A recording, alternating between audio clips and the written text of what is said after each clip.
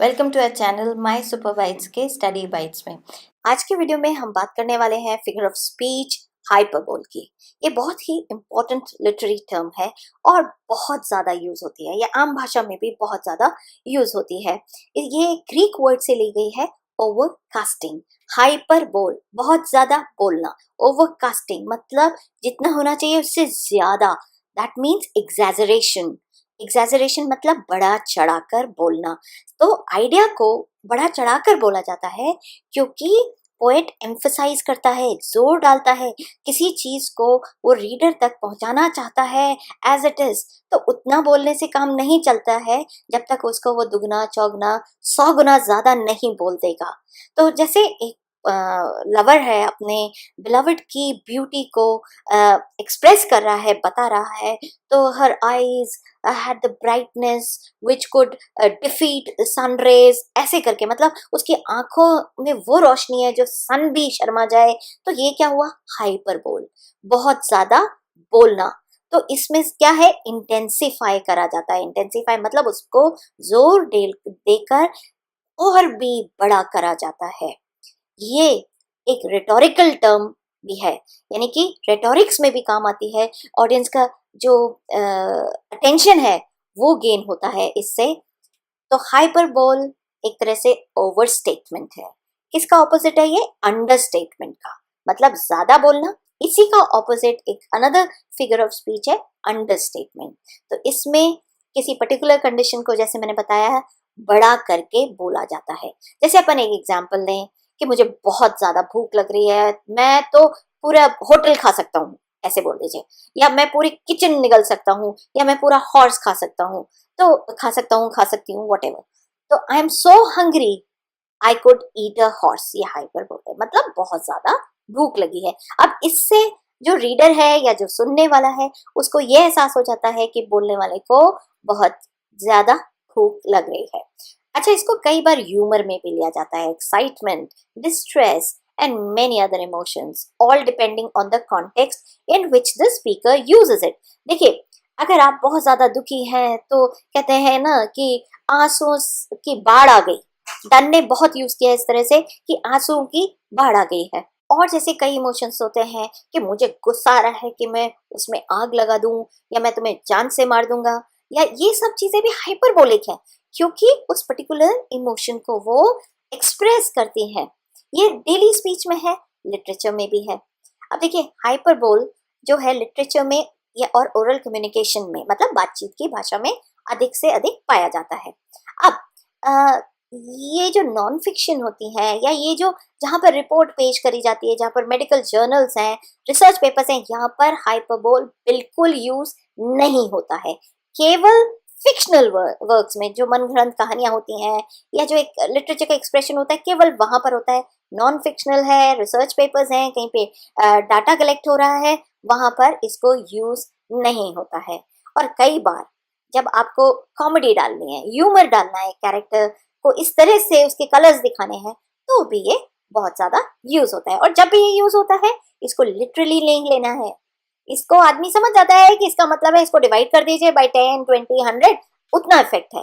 लेकिन ज्यादा बोलने से इफेक्ट ज्यादा होता है, पर उसको लिटरली नहीं लिया जाता है। अब जैसे हम एक पोम को लेते हैं जो रॉबर्ट बर्न्स ने लिखी है, रेड रेड रोज। उसने लिखी है, my love is like a red red rose. उसने लव को रेड रोज से किया है। और देखिए इन लाइन्स में, as fair art thou my bony lass, so deep in love am I, and I will love thee still my dear till the seas gang dry, till seas gang dry my dear and the rocks melt will the sun, oh I love thee still my dear while the suns of life shall run।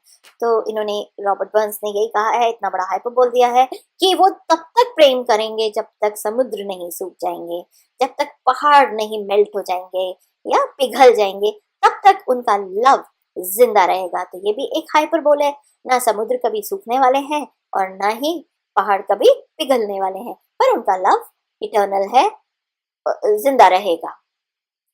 फिर देखिए William Shakespeare का example लेते हैं, Macbeth का। Macbeth ने king Duncan को की हत्या कर दी थी, लेकिन वो गिल्ट में बहुत ज्यादा रहे हैं। उनकी वाइफ भी गिल्ट में रही है, लेडी मैकबेथ। तो उन 4 लाइनें यहाँ पर है एक्ट 2 सीन 2 से।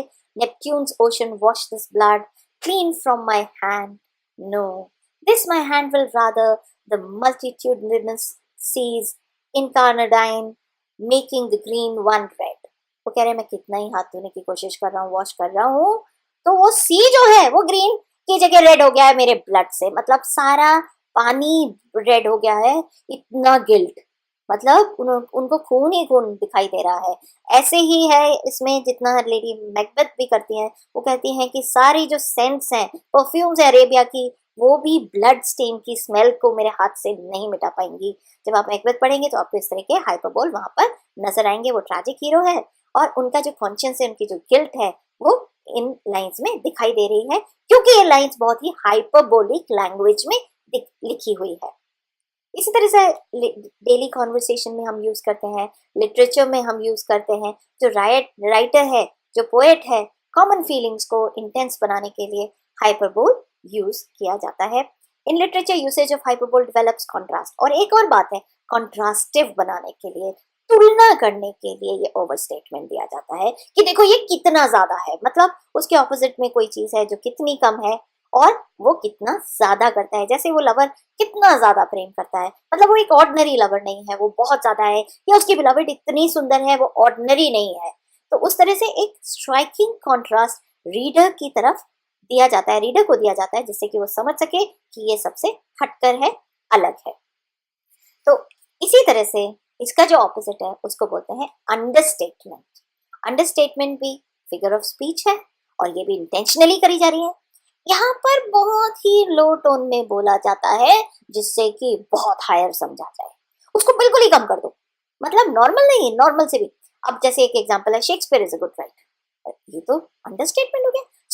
शेक्सपियर तो ग्रेटेस्ट राइटर एवर बॉर्न है इस पूरे जहान का, लेकिन कहा क्या बोला, हाँ गुड राइटर, ठीक राइटर है, अच्छे राइटर है। तो ये क्या हो गया, अंडरस्टेटमेंट। मतलब जहां पर हाइपरबोल जैसी उपमाएं नहीं दी जा सकती हैं, वहां पर राइटर एक और तरीका अपनाता है इस फिगर ऑफ स्पीच द्वारा, दैट इज अंडरस्टेटमेंट द्वारा, कि हाँ कम बोलकर बहुत ज्यादा वो अटेंशन गेन कर लेता है रीडर का। ये ज्यादातर आयरॉनिक इफेक्ट के लिए होता है। आयरॉनिक मतलब थोड़ा सा, कई बार कुछ अलग सा बताने के लिए, हटकर बताने के लिए। As an equally intense response is expected in severe situations, but the statement in response is the opposite of what was expected. जैसे हम बोले deserts are sometimes hot, dry and sandy.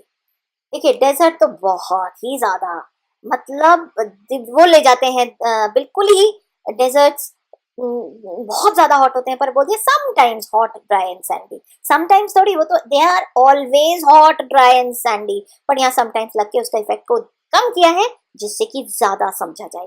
कम बोलना, ज्यादा समझना, उसमें ज्यादा बोलना, उसको कम समझना, इस तरह से अंडरस्टेटमेंट है।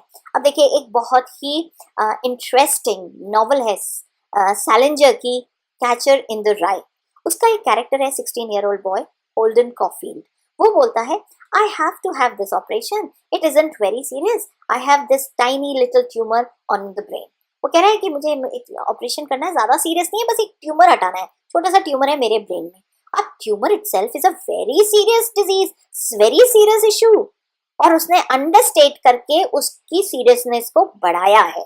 यानी कि जब आप रिस्ट्रेन करते हो अपने आप को एक्सप्रेशन में, मतलब आपके पास, आप एम्फसाइज नहीं करते हो, तो एक आयरॉनिक इफेक्ट होता है, ये रेटोरिकल इफेक्ट भी है, ये अटेंशन गेन करने के लिए इस तरह की फिगर ऑफ स्पीच है जिसको रीडर कभी इग्नोर नहीं कर सकता है। उसका जो स्ट्राइकिंग डिफरेंस है वो उसके सामने आ जाता है, जो उसका जो ताना है, जो आयरनी है, जो मतलब कहा कुछ है और समझा कुछ और जाएगा, उस तरह से प्रस्तुत किया जाता है अंडरस्टेटमेंट में। तो ये दोनों ही figure of speech, hyperbole and understatement, दोनों ही बहुत इंपॉर्टेंट हैं और सदियों से राइटर्स इसको यूज करते हैं, सब नॉवेल्स में, पोम्स में, एपिक्स में। एपिक में भी देखिए जिस तरह से हीरो का जो प्रोटैगनिस्ट होता है उसका जो गुणगान किया जाता है, वो बहुत ही इलेबोरेटेड, एक्सेसिव, एग्जैजरेटेड फॉर्म में किया जाता है,